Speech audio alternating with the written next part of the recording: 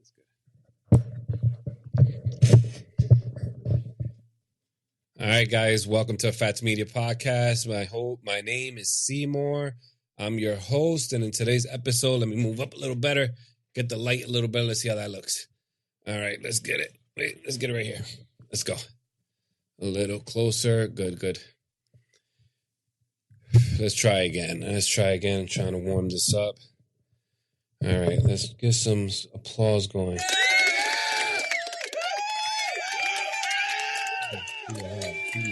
Too loud.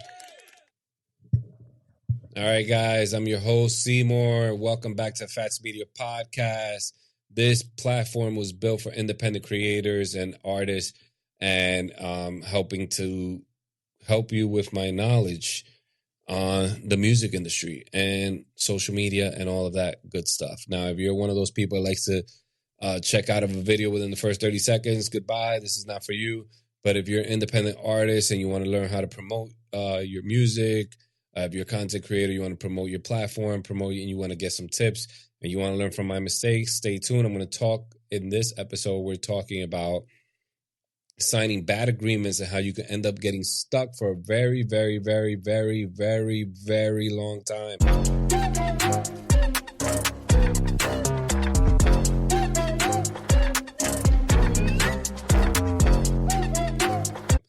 And what I'm going to talk to you about is I had an artist. So you're going to learn from my mistakes. This is one of those episodes. So years ago, I had an artist. I'm not going to say his name, but I'm okay to talk about it. He said it was okay. I can talk about it. So I'm not saying his name. So he said it was cool. So I had an artist and we were working together. We're going to the studio, recording music, and he's a great artist and he made a really good song. I can definitely tell you around what time this came out. So he had a song during the same time that Kid Cudi first came out. Kid Cudi's first song that blew up, Day and Night. When he came out with that song, there was a remix made to that song. And it was with Jim Jones, the rap artist Jim Jones, for people who don't listen to rap. So Jim Jones was featured in the remix. And that basically propelled Kid Cudi into hip-hop radio stations and got him his deal and got him everything else, got him, blew him up. So our artist, my artist, I had a record label back in the day. It was called Com Music Group. And we were distributing it independently. And we were seeking out a deal with Koch Records, which is later turned into A1. And now it is Hasbro. Yes, the toy manufacturing company, the ones that own the Power Rangers. They are the platform. Right now, they basically do sync deals and they get their music placed on TV shows and stuff like that. And they make money off the royalties from all the people that signed back in the day, which we did not, thank God. So we were trying to get a deal with Koch. And we had this artist, and he was a great artist, talented artist. And he was recording some music, and we recorded a remix of Day and Night. And it was a good remix. And this was before or early days of Facebook. So there was a social media platform named MySpace. And we were on that heavy. And we received the contract. We received some messages saying, hey, we'd like to meet with your artist. And we said, sure, you can meet our artist. Let's pick a day and time. Not knowing that they actually contacted the artist behind our back. The artist met with them, then came up to us and said, hey, I met with them. They just popped up out of nowhere. Of course, that felt a little fishy. And I was going like, okay, you met with them behind our back. And, we were like, cool. And then they said, yeah, they want to present an agreement. But before they present an agreement, they want to make sure I'm not tied down to anyone. So I said, yeah, but you're with us. So you're not tied down to any major label. You're not tied down to any record label. You are tied down to us. You have an agreement with us. And, we were funding this and all that. We're like, yeah, but they don't want me to have anything with anyone else. So, that right there tells you they want to lock you into a meeting. They definitely met you behind the backs of the people that you're with because they contacted us and contacted him at the same time. And this happens. This happens. They reach out to everyone. If they can get in contact directly with the manager, they'll definitely with the artist, they'll definitely do that. And I was not a manager. I had a record label. And I was functioning as a record label. And I was functioning as a record label looking for a joint venture. Because that was big back in the day. You wanted a joint venture deal. And Koch Records was very known for offering joint venture deals. But what I didn't know is that they were very known for offering those deals to people that already had had already a major release in the past. So meaning you were signed to a major, you were dropped for some reason, or you left, and then you wanted to come back out and you wanted to get a 50-50 split. So you were signed with Koch, and then you would split it 50-50. So the label that approached them was not Koch. It was a major. And they approached him, and what they did was they split us up, got him to ask to part ways with us, and hit us with the sympathy card, like, hey, let me out. I'll definitely do right by you. When I get the money from the label, I'll break you off and I'll pay you back for the money that you spent on the studio time and everything else. And which is fine. There's a lot more to it than studio times. When there's independent artists, when you guys have production deals, when you sign to an indie that's going to help you and is going to work with you, there's a lot more than that of studio time, because the studio time, yes, is financial. You have to pay for studio time. You have to pay for engineers. You have to pay for mixing and mastering afterwards. But there's also time when that label is spending on you, paying people to create your social media, to interact with your fans or potential fans, to gather awareness.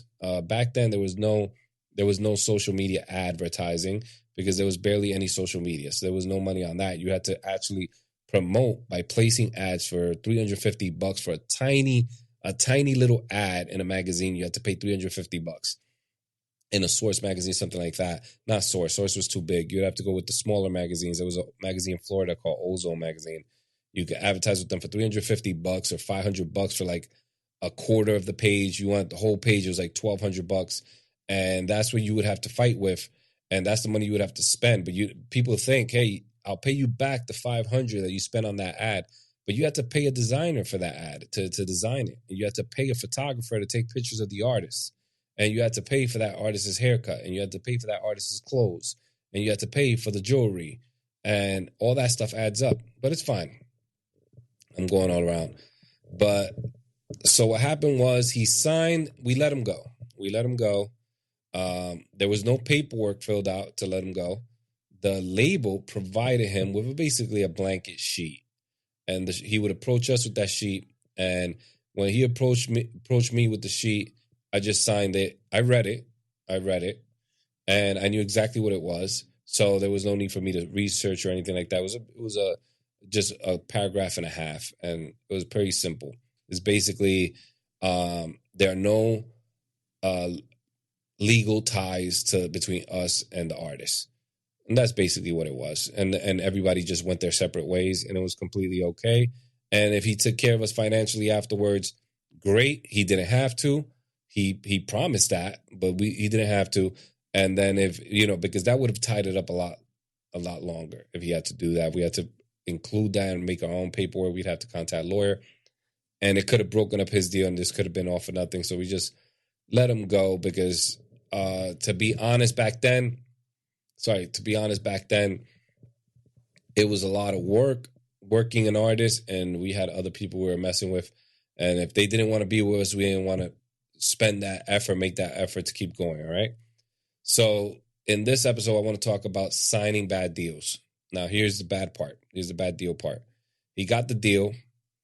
He wanted to reach out, apologize. They promised him a check.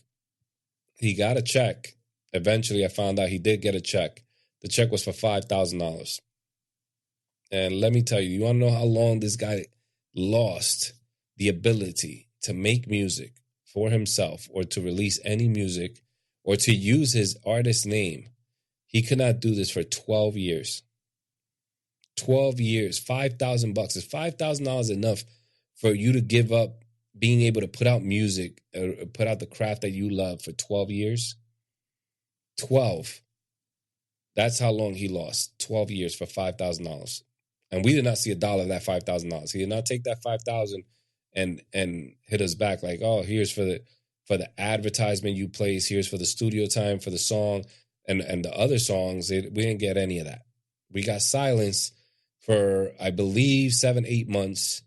Then after he signed the paperwork, he said, hey, can you go over this? Because I'm reaching out, and he's looking for that one-to-one hand-holding that he's used to build a project and to do things.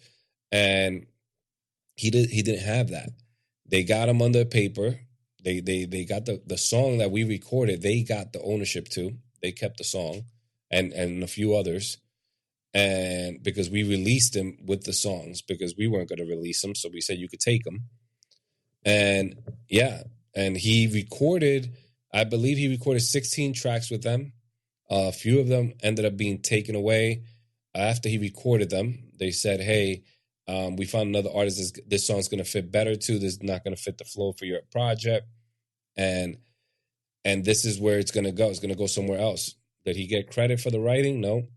Did he get credit for any tweaks to the production when the beat was being made? When he said he was recording the song, he changed things.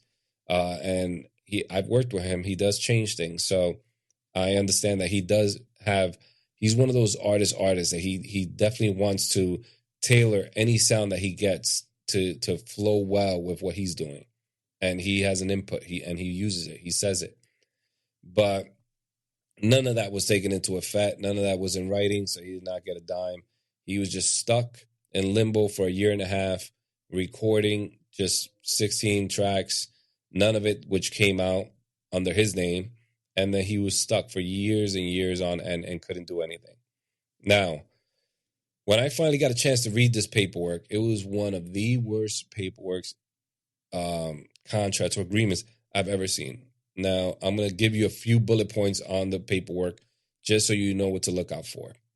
So one thing is they have a right to an option, and meaning they will option you even after the agreed upon albums have been created and released. There is an option where they can option you for another project. Now, sometimes that other project could be, we're going to make a greatest hits project. We have 5 albums by you, and we want to make a greatest hits, so they want an option. They put the 5. But if that's not specifically written, it can be a 6 project.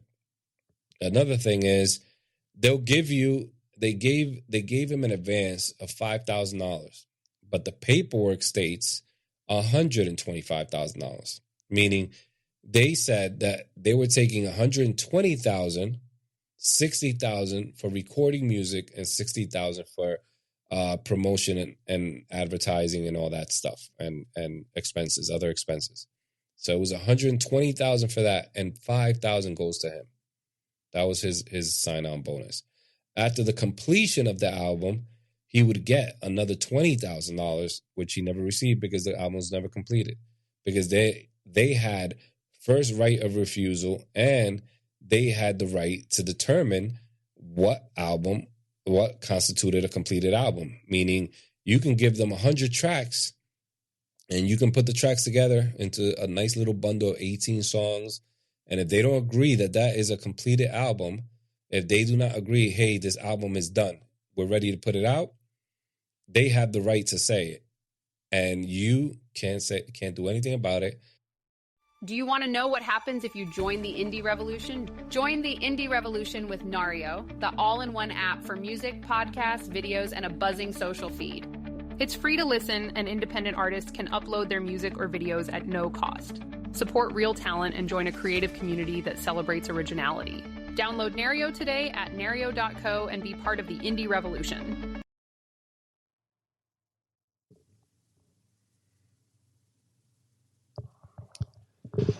All right, we're back.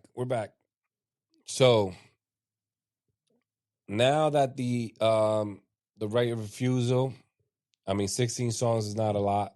Back in the day, 16 songs was an album. You still had to do intro, outro. You had to make in between sounds and do mixing and mastering, do stuff in between. So yeah, I understand. Now I'm only getting one half of the story here, so there could have been. I understand that. I know this artist, and he knows this. He can be a bit difficult sometimes, so people could have just been frustrated and just got tired of it, recording 16 tracks and they were done. But he was stuck for 12 years. So another thing that you have to look for in your agreements is your out clause. Look for your out clause in the agreement and see if things don't work out and we're not both mutually moving forward, we're not happy. I'm just stuck here for 6 months not doing anything. How do I get out of this deal? Now, normally when you want to get out of a deal, you would have to get your lawyer. Your lawyer would go over the contract, which he charges you for. After he goes over it, he has a meeting with you. He tells you, I've gone over the contract. There's 2 ways, there's 3 ways. These are the ways that we could try to get out of your deal. It's going to take some time because it has to go back and forth. And the bigger the corporation you sign to, the longer it's going to take. So, meaning your lawyer can go up to them and say, hey, I'm formally requesting you release my artist. The artist has the lawyer gets the information. They contact the label. The label gets the letter to the lawyer. The lawyer reads it. Lawyer goes back to the boss. Boss says, what are his numbers? Let's look him up. Because they have multiple artists. They look you up. They see how profitable you are, what they have on you, what music they have stored, all that stuff, how many beats, whatever. And then they come back and say, okay, we'll let him go. We need $500,000. You don't have $500,000. You barely have enough to pay the lawyer. Your lawyer goes back and says, my artist signed to you guys. You gave him $5,000. He has no money. He's been stuck here for years. He doesn't have anything. Majority of the time, you will eventually be let go once they get tired of it, because there's a lot of money being spent on legal. So there's a lot of, you can play legal games, but it's going to be pricey. It'll cost you $20,000 to $60,000 just to go back and forth with them for a year, just to get out of the deal. So if you have a lawyer that he's good, he can really convince them. They can push it a lot further. It helps with lawyers that have relationships with the labels, that they've dealt with the labels before. But they'll contact the label and say, hey, my artist has been signing you guys for years, hasn't released anything ever. You gave him $5,000. He has no money to pay $500,000. And eventually you could get out of that deal. But you have to move quickly. You have to move quickly. He waited a very long time to get out of his deal, so they just let him go. So it was very little movement, because once they reviewed the paperwork and they saw how long it had been, they let him go. If he was in California, in California, you could get out of it a lot easier, because they can only hold you for a certain amount of time. If nothing comes out, nothing's done. California, they have some things where they'll put something out in your name and put it out on YouTube, put it out on some kind of platform, just to say that they put something out, to say that they try to do something with you, and then it'll be harder for you to get off the deal. But yeah, so that's one thing. The right of refusal, you have to check your out clause. It's not really it's not written as an out clause. Not going to say out clause, but there's some kind of wording there for it. And if there isn't, you need to add it. Okay, something that you talk to your lawyer about it and figure out what would be a comfortable thing that you can place in there that won't affect the deal. All right. Another thing is a lawyer. You need a lawyer. Do not sign these deals without a lawyer. They're going to say you can. If you don't have one, they'll provide one for you sometimes. And the one that they provide, which I don't know how legal this is, but they provide people that have worked with them in the past, and they know, hey, this is how the label works. This is a standard deal. That's what I'm going to tell you. It's a standard deal. You know what makes it, what you can do to make it non-standard? You review and you change everything. And you see, you have to gamble on yourself. You have to change it to where you both can be happy. If you're not happy and only they are happy, then this is a one-sided deal. Then you're just doomed to fail. You have to talk to them and tell them, hey, I need these things to be comfortable in this deal. And if you want to work with me, if you believe in me, then you'll want to, make it work. You want to fix this up to make it work. All right. Remember, if they came up to you, then you have some leverage. You have to remember that there's a lot of artists that they forget that they have leverage when negotiating these deals. They get presented with this paperwork, and even sometimes the lawyer is he wants that check. He sees that check from the signing bonus, and he's going to get that cut. And he says, "Hey, we can push back, and he'll put that doubt in your mind, telling you, but we could lose the deal. Listen, it's okay. If you think we can lose the deal, we're going to lose the deal over something this small, off of something that's protecting me. Then this is not the right place for me. Then they're I mean, if they are getting upset because I want to protect myself, then that's a problem, right? So this is what you need to think about. This is what you need to look at when you're signing these documents. This is not financial advice in any way. I'm just giving you an example of something that's happened in the past in my life, and you can use it for yours and hopefully help you out with your agreements and your thing. I'm not being very specific as far as agreements with you because I don't know your agreement, but if you have an agreement, definitely get a lawyer. A great way to find a lawyer is look for artists and try to find who helped them release their project and look for their lawyer and then contact them. They're not going to answer, of course. There's going to be secretaries and stuff like that, but you can set up meetings and you can look for a lawyer that way. They're always looking for new clients. Just because they rep this artist doesn't mean they're not going to rep a lower artist, especially if that artist already has a potential deal. If you have a potential deal and you approach these lawyers saying that you already have a potential deal in place, that you have a meeting coming up, they'll send someone with you. All right. There's a very good chance of that. Now, if you don't have anything and you're just starting out and you're just recording music, then they're going to charge you. They're going to charge you to see you. They're going to charge you to explain the business to you. They're going to charge you for every step of the way. And that could help. If you have the money, go ahead.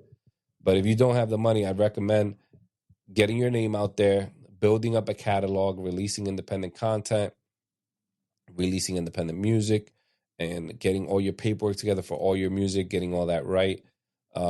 Check out the podcast. I mean, you're listening to a podcast now, but check out the other episodes and all future episodes. I'm going to discuss how you can protect your music and protect your content, and it'll put you in a better negotiating position with these platforms, with these labels, and you'll be able to work out a better deal. And yeah, and another thing you have to think about is that these labels now, they're not looking for artists. They're looking to become your distributor, to become your partner in every way possible. That is including in your merch and everything. They want to own part of everything. All right. And the only way that you can protect yourself from the situations like that is by owning your name, by owning your domain name, by locking down your name on all socials. You got to cut them off and get control of all of that very early on. All right. There's so many music artists that I look at right now that I look at their accounts. I see they're promoting a song. I go to their link tree. Half of the links don't work. Then I finally go to social media. I see that they have an Instagram page. I find them on TikTok, go to their Instagram. Their Instagram works. So I say, let me check out Threads. Maybe they have a Threads account. No Threads. Go to X. No X.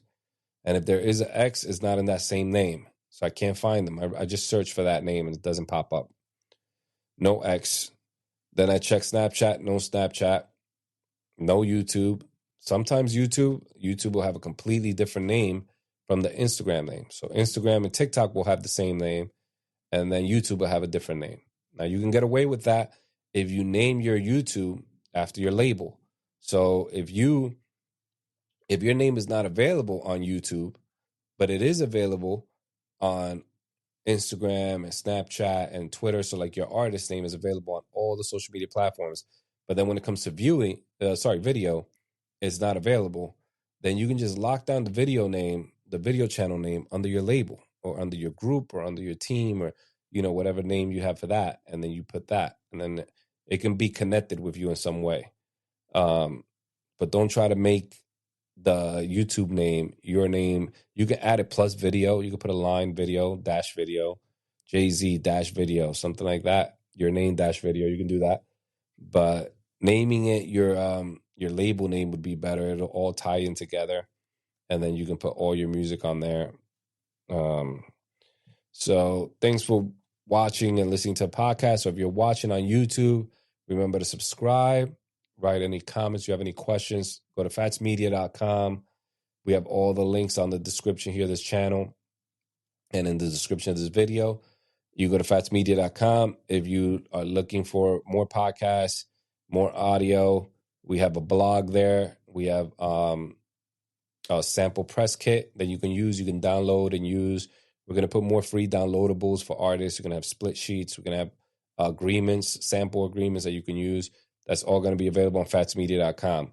Now, if you want a checklist of what you need before you release your album, so if you're releasing a project right now, a single or a project, and you want to make sure you released everything, you have everything done before you release it, go to indiesitekit.com. That's a website building site for artists.